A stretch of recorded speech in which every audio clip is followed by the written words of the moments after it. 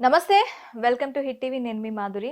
Social మీడియాలో శ్రీనివాస్ గారు మానసిక పరిస్థితి బాగోకనో, బాగుండో అది ప్రత్యక్షంగా మనం చూడలేదు కానీ, రాజమౌళి గారి పైన వేసిన ఎలిగేషన్ అనొచ్చా? నిజంగా జరిగిందా? గతంలో నిజంగానే రాజమౌళి ఆయన లైఫ్‌ని ఆయనకు వచ్చే కెరియర్‌ని తాను లాగేసుకున్నారా? ఒక అమ్మాయి కోసం ఇద్దరి మధ్యలో వివాదం జరిగింది అని చెప్పి సోషల్ మీడియా వేదికగా ప్రచారం చేయటం జరిగింది. నేను ఒక సూసైడ్ నోట్ రాసాను. ఆ సూసైడ్ నోట్‌లో ఇది మరణ వాంగ్మూలంగా తీసుకోండి అని చెప్పి ఆయన ఎటు మాయమయ్యారో తెలీదు. మరి ఈ సినారియాలో అసలు నిజంగానే రాజమౌళి, శ్రీనివాస్ నిజంగానే ఫ్రెండ్సా? అసలు వాళ్ళిద్దరి మధ్యలో ఎలాంటి వివాదం జరిగింది? ఏం జరుగుంటుంది? డీటెయిల్‌గా చెప్పడానికి మనతో పాటు ఉన్నారు అజయ్ శేఖర్ బాషా. నమస్తే సార్. నమస్తే అమ్మా. సార్, సినిమా ఇండస్ట్రీలో ఏదో ఒక వివాదం లేకపోతే తిన్నదరగదా?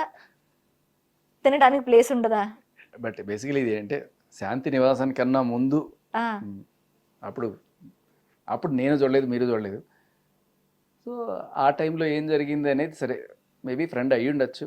ఉమ్, బట్ ఆయన వయసు రీత్యా ఇప్పుడు ఆయన 70 దగ్గరలో ఉన్నారేమో, ఆయన ఉమ్, 60+ ఉండొచ్చు. అండ్ ఆయన మాట తీరు విన్న తర్వాత కూడా ఆయన సరైన మానసిక పరిస్థితిలో ఉండి మాట్లాడుతున్నారా లేకపోతే ఏంటి అనేది అర్థం కాలే. ఎందుకంటే ట్రయాంగిల్ లవ్ స్టోరీ అంటాడు, ఆర్యా 2 అంటాడు. సినిమాలో ఎఫెక్ట్ ఉండొచ్చు, కానీ ఇప్పుడు ఇద్దరం ఒకే అమ్మాయిని ప్రేమించాము, ఇప్పుడు నేనేం చేయాలి అని చెప్పి ఆయన అడిగితే నువ్వు తప్పుకో అన్నాడంట ఆయన. ఉమ్, అంటే ఆ అమ్మాయికి వ్యక్తిత్వం ఏం ఉండదా? ఉమ్, నా అమ్మాయి ఇట్లా కూర్చొని నాకు ఇద్దరు ఓకే అంటుందా? మీరిద్దరు తేల్చుకోండి, ఇద్దరు ఎవరో ఒకళ్ళు చెప్పండి అంటుందా అమ్మాయి? అమ్మాయికి ఒక మనసు ఉంటుంది కదా, ఆ అమ్మాయి చెప్తుంది కదా నాకు రాజమౌళి కావాలో నువ్వు కావాలో, ఆ అమ్మాయి చెప్తుంది కదా. వీళ్ళిద్దరు డిసైడ్ చేసుకోవడానికి వీళ్ళెవరు? Point number 1. ఉమ్. సో ఈయన అడగడము, ఆయన నువ్వు తప్పుకోవడము విచిత్రంగానే ఉంది. ఇది ఎన్ని సంవత్సరాల బ్యాక్ అనుకోవచ్చు భాషా గారు? 27 సంవత్సరాలు. ఎందుకంటే ఈ మధ్యకాలంలో ఇలాంటివి వస్తున్నాయి. ఉమ్, గరికపాటి గారి వైఫ్ ఎక్స్ ఆవిడ 27 సంవత్సరాలు, 30 సంవత్సరాలు, 40 సంవత్సరాలు అనుకుంటా. 40 years తర్వాత బయటకు వచ్చారు. వీళ్ళందరికీ నాకు ఇది జరిగింది. ఆ గరికపాటి గారు అన్నగారిని చేసుకున్నాను, గరికపాటి గారిని చేసుకున్నాను. ఆ తర్వాత నన్ను వలచిన ప్రియుడిని కూడా పెళ్లి చేసుకున్నాను. 3 పెళ్లిళ్ళు చేసుకున్నాను, కానీ గరికపాటి గారు నన్ను అదే రోడ్డున పెట్టారు అని చెప్పి. అంటే వీళ్ళ మానసిక పరిస్థితి సరిగ్గా లేక, అంటే ఇన్ని పెళ్లిళ్ళు చేసుకుంటున్నాం అని చెప్పి ఓపెన్గానే చెప్పుకుంటూ ఆయన మోసం చేశాడు, ఈయన మోసం చేశాడు అని చెప్పి ఇలా చెప్తుంటే, ఈయన అసలు మరీ విచిత్రంగా ఉంది. ఈయన భాగవతం క్లియర్ కట్గా మేము ఇద్దరం లవ్ చేసాము, ఏం చేయాలి ఇప్పుడు అంటే నువ్వు తప్పుకోవాలన్నాడంట. నేను ఎందుకు తప్పుకోవాలి, సరే నువ్వు పెళ్లి చేసుకో తర్వాత అంటే. ఆయన మాట్లాడే ప్రతి మాట అనైతికంగా ఉంది, చాలా అనైతికంగా ఉంది. ఏ రకమైన మోరల్ వాల్యూస్కి కూడా అది స్టిక్ ఆన్ అవ్వదు, లీగల్గా కూడా కాదు. కెరియర్ రాజమౌళి వల్ల నా కెరియర్ పాడైందని కూడా ఆయన చెప్పటం జరిగింది. 27 సంవత్సరాల క్రితం ఒక అమ్మాయిని నిజంగానే వలచారు. ఆయన చెప్పిన ప్రకారం అనుకుందాం, రాజమౌళి గారు తప్పుకోమన్నారు. పోనీ రాజమౌళి గారు ఆమెను ఏమైనా పెళ్లి చేసుకున్నారా? ఆవిడ కాదు కదా, okay, not the one. Okay, 27 సంవత్సరాలు నీకు ఉంది కదా, కెరియర్ లో ఏం సాధించావు? ఆడలేక మధ్యల మీద పడ్డం అనే ఒక సామెత ఉంది. అలా ఇప్పుడు మనం జీవితంలో సక్సెస్ అవ్వడానికి మనమే కారణం, అలాగే మన ఫెయిల్యూర్స్కి కూడా మనమే కారణం. నువ్వు ఫెయిల్యూర్ అయ్యి అవతల నీ ఫ్రెండ్ అలా సక్సెస్ అయిపోతుంటే అది ఓరల్ ఎంతనమో లేకపోతే ఇంకోటో, నా ఫెయిల్యూర్కి ఇతనే కారణం లేకపోతే ఇంకోటో నన్ను చెడగొడుతున్నాడు. ఆయన పని ఆయన చేసుకుంటూ పోతున్నాడు. 100 మంది డైరెక్టర్లు బాగుపడుతున్నారు, 100 మంది రైటర్లు బాగుపడుతున్నారు. సో మిమ్మల్ని మాత్రమే తొక్కడం వల్ల వచ్చి మీరేమన్నా సుకుమారా లేకపోతే ఇంకేమన్నా ఆయనకి కాంపిటీషన్ పూరి జగన్నాథా మిమ్మల్ని తొక్కడానికి? పోనీ నాకు మంచి కాంపిటీషన్ అవుతాడు ఇతను అని చెప్పి తొక్కినా ఒక అర్థం ఉన్నాయి. ఏం సాధించాడు ఈయన తొక్కాల్సిన అవసరం ఆయనకే ఉంది. అండ్ ఈయన చెప్తున్న నేపథ్యం ఏంటండి శ్రీనివాస్ గారిది? నాకు అసలు ఆయన గురించి నాకు తెలిసింది అంటే ఆ టైంలో మేబీ వీళ్ళిద్దరు కలిసి పనిచేసిన ప్రొడక్షన్ దాంట్లో ఏమైనా ఉన్నారేమో.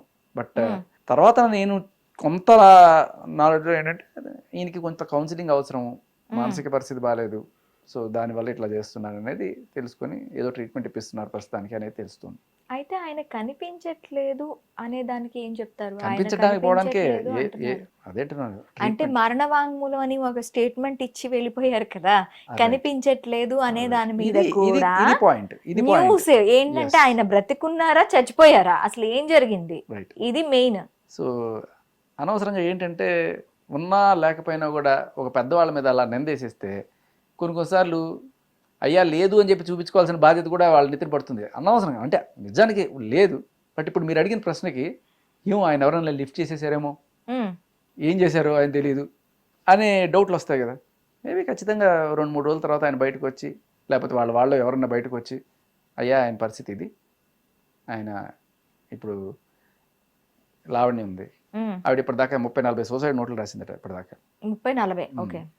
సో అలా ప్రతిసారి నేను సూసైడ్ చేసుకుంటాను అనడం అనేది వాళ్ళ కొంతమందికి అలవాటు. అలా ఈయన కూడా అలా అలవాటు ఏమన్నా ఉందా పెద్దానికి సూసైడ్ నోట్ అంటే బేసికలీ అది మనకి తీసుకొచ్చే అటెన్షన్ వేరే లెక్కలంగా ఉంటుంది అనమాట. సో అది తెలుసుకున్న వాళ్ళు దాన్ని చాలా చక్కగా వాడుకుంటారు, బ్రహ్మాస్త్రంగా వాడుకుంటారు. సో అలా మేబీ ఆయనకి డబ్బులు అవసరమో లేకపోతే ఇంకోటి అవసరమో వెళ్ళి అడిగి ఉంటే, ఆయన లేదు కాదు అని చెప్పుంటే ఏదో రకంగా తీసుకోవడానికి మళ్ళీ ఇలా ఏమైనా చేస్తున్నారా. బట్ ఆయన అన్న ప్రతి మాట అసలు చాలా జుగుప్సాకరంగా ఉంది.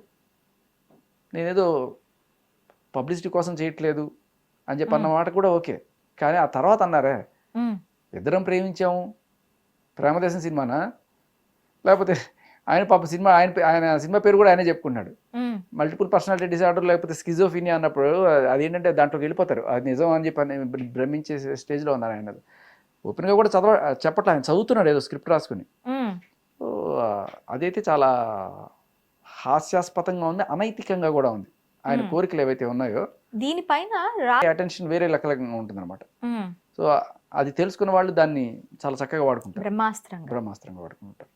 సో అలా మేబీ ఆయనకి డబ్బులు అవసరమో లేకపోతే ఇంకోటి అవసరమో వెళ్ళి అడిగి ఉంటే, ఆయన లేదు కాదు అని చెప్పుంటే ఏదో రకంగా తీసుకోవడానికి మళ్ళీ ఇలా ఏమైనా చేస్తున్నారా. బట్ ఆయన అన్న ప్రతి మాట అసలు చాలా జుగుప్సాకరంగా ఉంది.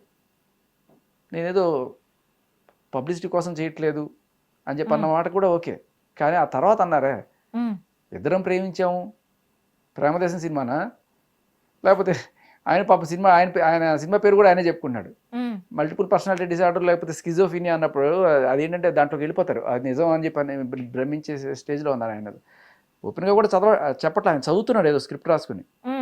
సో అదైతే చాలా హాస్యాస్పదంగా ఉంది, అనైతికంగా కూడా ఉంది. ఆయన కోరికలు ఏవైతే ఉన్నాయో దీనిపైన రాజమౌళి అండ్ కో ఎందుకు ఇంతవరకు స్పందించలేదంటారు? సోషల్ మీడియా గగ్గోలు పెడుతున్నా అసలు రాజమౌళి కానీ రాజమౌళికి సంబంధించిన పిఆర్ టీం కానీ ఇంతవరకు దీని గురించి ఎక్కడ ఏం మాట్లాడలేదు. ప్రతి చిన్న చితక విషయాన్ని కూడా ఆయన స్పందించే రేంజ్ కాదనే నా ఉద్దేశం. అంతర్జాతీయ దర్శకుడు ఆయన ఇప్పుడు. సో ఎవడో వచ్చి ఇట్లా బురద జల్లేస్తే అంతర్జాతీయంగా మారుమోగుతోంది కూడా అదే. మేబీ వాళ్ళంతటికి వాళ్ళే వచ్చి తప్పు తెలుసుకొని సమాధానం చెప్తేనే బాగుంటుందేమో అని వెయిట్ చేస్తున్నారేమో. ఆయన జరుగుతుందంటారా అది? నాకు అంటే ఆయన మానసిక స్థితి అయితే నాకు సరిగ్గా అనిపించలేదు. చూసిన ఎవరికైనా టక్కుమని అర్థమైంది అదే. Maybe he need some counselling and treatment అనేది అర్థమైంది. ఆ దిశగా వాళ్ళ ఫ్యామిలీ వాళ్ళే మేబీ ఒకవేళ నిజంగానే పరిచయం ఉంటుంటే వాళ్ళు మాట్లాడి ఆయన్ని డాక్టర్ దగ్గరికి తీసుకెళ్ళి ట్రీట్మెంట్ ఇప్పిస్తున్నారు అన్నట్టుగా ఎవరో చెప్పగా విన్నా నేను. ఓకే, అది వరకైతే నిజం. కానీ దాన్ని మనం చాలా సీరియస్గా తీసుకొని ఇంత హడావిడి చేయడం వల్ల, ఆయన అనడం వల్ల రాజమౌళి గారు సమాధానం చెప్పుకోవాల్సిన పరిస్థితి కాదు, మనం దాన్ని పెద్దది చేయడం వల్ల రాజమౌళి గారు ఏదో రోజున వచ్చి సమాధానం చెప్పుకోవాల్సిన పరిస్థితి ఏర్పడచ్చు.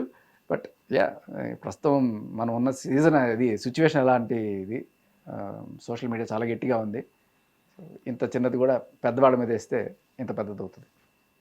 మేబీ చూద్దాం, ఆయన చెప్తారేమో.